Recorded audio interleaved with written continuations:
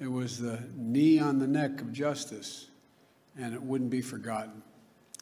It stirred the conscience and of tens of millions of Americans. And in my view, it marked a turning point in this country's attitude toward racial justice. When his six-year-old daughter, Gianna, who I met with when I met with the family, I leaned down to say hi to her, and she said, looked at me, and she said, "Daddy changed the world." That's what Gianna said, his daughter. Daddy changed the world. And I believe she was right. Not because this kind of injustice stopped, it clearly hasn't, but because the ground has shifted, because it's changed minds and mindsets, because it laid the groundwork for progress. The Treasury Department is working to put Harriet Tubman on the $20 bill. The Civil War-era abolitionist leader would replace President Andrew Jackson. It was confirmed by White House Press Secretary Jen Psaki on Monday. She said, quote, "It's important that our notes, our money, reflect the history and diversity of our country." The move was originally put on hold by the Trump administration after being introduced by President Obama. Officials say it could still take a few years to be implemented. President Biden laid out several initiatives as part of his racial justice agenda today. One of his plans, phase out contracts with private prisons. That would include the privately owned prison in Baldwin, up in Lake County. Biden's plans are aimed at combating discriminatory housing practices and reforming the prison system. Advocates have said privately operated prisons have contributed to an increase in incarceration rates and have treated inmates poorly. The prison in Baldwin, which is owned by the GEO Group, signed a 10-year contract with the Federal Bureau of Prisons back in 2019. It houses non-U.S. citizens convicted of federal crimes. Today, Biden expressed the urgency to work with Congress to pass legislation that advances racial equity and roots out discrimination among undeserved communities. We have never fully lived up to the founding principles of this nation, to state the obvious, that all people are created equal and have a right to be treated equally throughout their lives. And it's time to act now, not only because it's the right thing to do, but because if we do, we'll all be better off for it. We are working to get reaction from the village of Baldwin to today's news. Look for more tonight on News 8 at 10 and 11.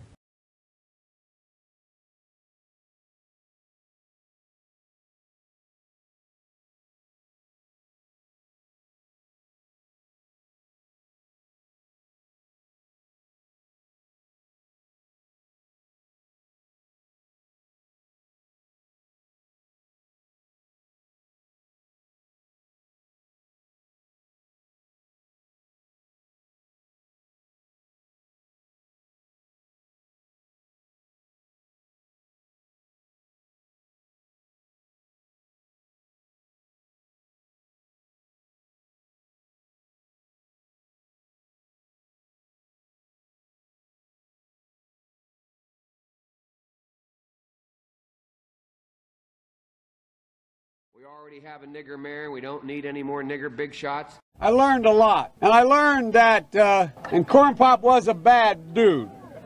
I think the two-party system is good for the South and good for the Negro, good for the black in the South.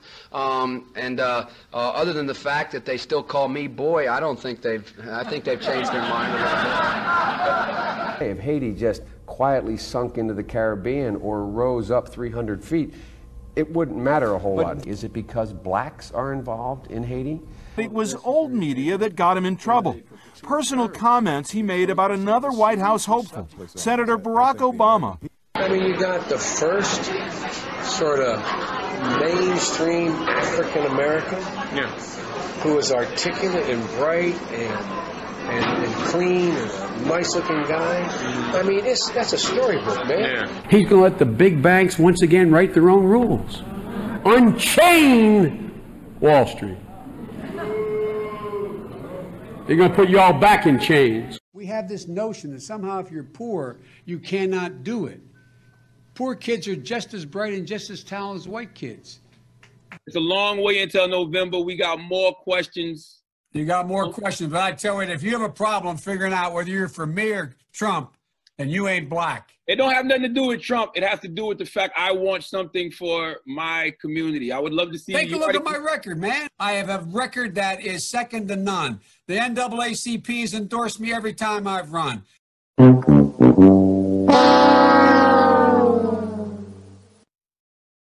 I mean, come on.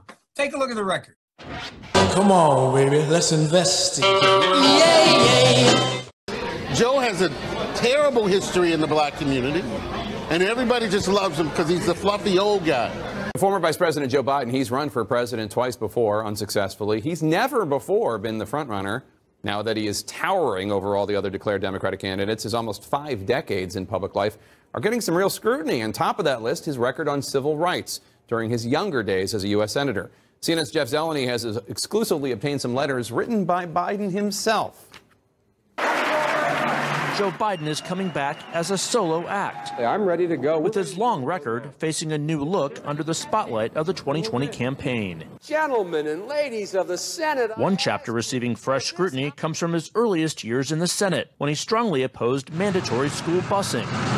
It was designed to achieve integration and a more equitable education. What's less known is how he followed the lead of some of the Senate's most fervent segregationists. In a series of never-before-published letters reviewed by CNN, the strength of Biden's opposition to busing comes into sharper focus. On March 25, 1977, Biden wrote, "My bill strikes at the heart of the injustice of court-ordered busing. It prohibits the federal courts from disrupting our educational system." Biden sought and received support from Mississippi Senator James Eastland, the Democratic chairman of the Judiciary Committee, and a leading symbol of Southern resistance to desegregation. He frequently spoke of blacks as, quote, an inferior race. Eastland and others were partners on several of Biden's anti-busing bills. On June 30th, 1977, Biden wrote, "Dear Mr. Chairman, I want you to know that I very much appreciate your help during this week's committee meeting in attempting to bring my anti-busing legislation to a vote." Then in 1978, Biden again asked Eastland to put his anti-busing bill before the full Senate, writing, "Your participation in floor debate would be welcome."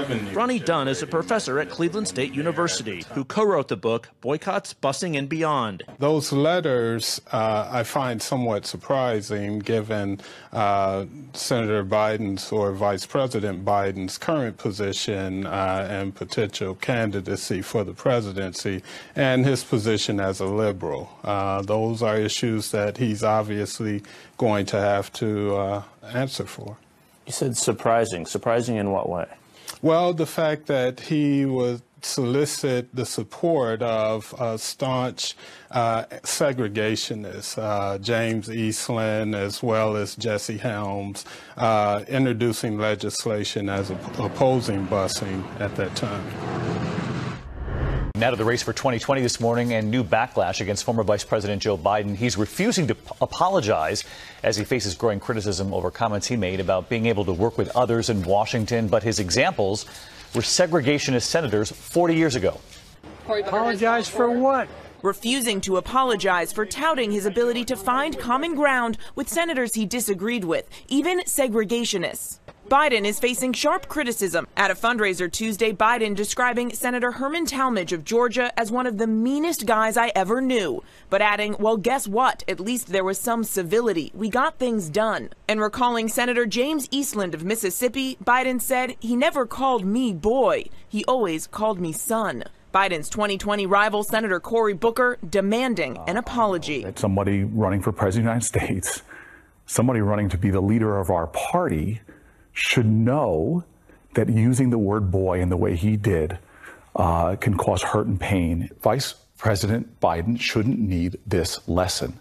Now, Biden actually took it a step further, saying that it was Senator Cory Booker who owes him the apology. Cory should apologize. It was hurtful to hear you talk about the reputations of two United States senators who built their reputations and career on the segregation of race in this country. And it was not only that, but you also worked with them to oppose busing. And, you know, there was a little girl in California who was part of the second class to integrate her public schools. And she was bused to school every day. And that little girl was me. To coddle the reputations of segregationists, of people who, if they had their way, I would literally not be standing here as a member of the United States Senate, is, I think, it's misinformed and it's wrong.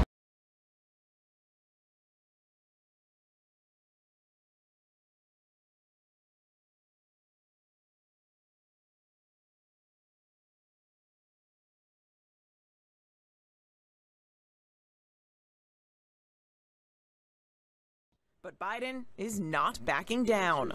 Apologize for what?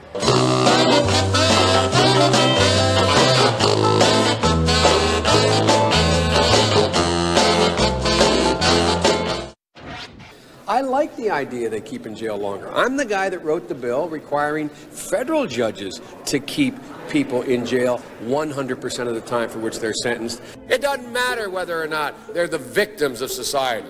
The end result is they're about to knock my mother on the head with a lead pipe, shoot my sister, beat up my wife, take on my sons. So I don't want to ask, what made them do this? They must be taken off the street. Increase the penalties. Increase them. I would put the son of a gun in jail. Put them to death.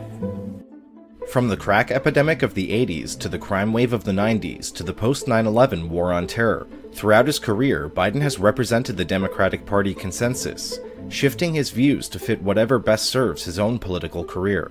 Over his 44 years in the Senate and then as vice president, Biden was a leading architect of today's criminal justice system, which contributed to mass incarceration and the police misconduct that protesters are fighting back against today. Biden crime bill, the Biden crime bill, the Biden crime bill. Hell, we've had crime bills coming out our ears. Every major crime bill since 1976, every minor crime bill has had the name of the Democratic senator from the state of Delaware, Joe Biden. You got a gun, you commit a felony, 10 years. We already have it 5 years. Minimum mandatory. Judge can't say, you know, you had it in your pocket, you never intended to use it, we're only going to give you 1 year. Judge has to say 5 years. Well, he wants to make it 10 or 20 or 60. We can work that out. He wanted to remove judicial discretion for those who, quote, don't meet the middle-class criteria of susceptibility to rehabilitation. They are beyond the pale, many of those people. They literally have not been socialized. They are in jail, away from my mother, your husband, our families. The Biden-Thurmond Violent Crime Control Act of 1991 would have increased the maximum sentence for 44 crimes to include the death penalty. A wag in the newspaper recently wrote, Biden has made it a death penalty offense for everything but jaywalking. I'm going to make it for 46 crimes. Biden says make it for 51. We're going to get tough. Then he presented the final version of the legislation. 60 new death penalties, brand new, 60. There are 70 additional enhancements of penalties, i.e., you go to jail longer.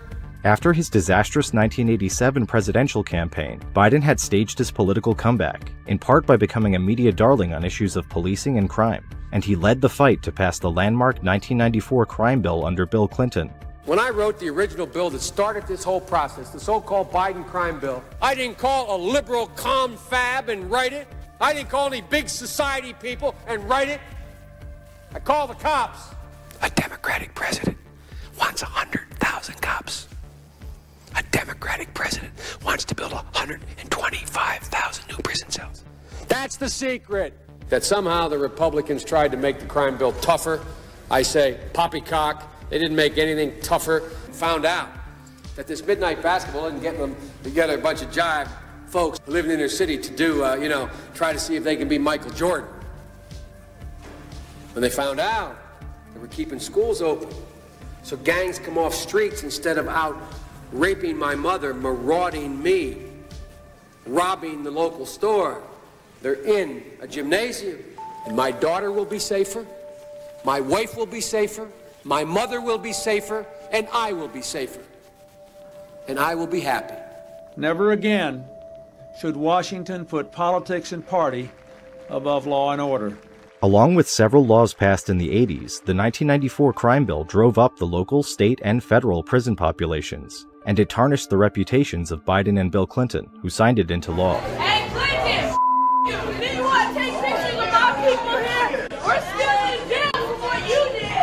When Biden ran for president in 2008, he told the New York Times that he knew more people would be locked up across the board. You ashamed of that bill? Not at all. And in fact, I drafted the bill. We had enormous success. The mass incarceration created by Biden's lock-em-up policies ripped apart vulnerable communities and families for a generation, and the federal funding streams and law enforcement infrastructure it created continue to hinder reform efforts. I'll do my job and I will take responsibility. You ashamed of that bill? Not at all.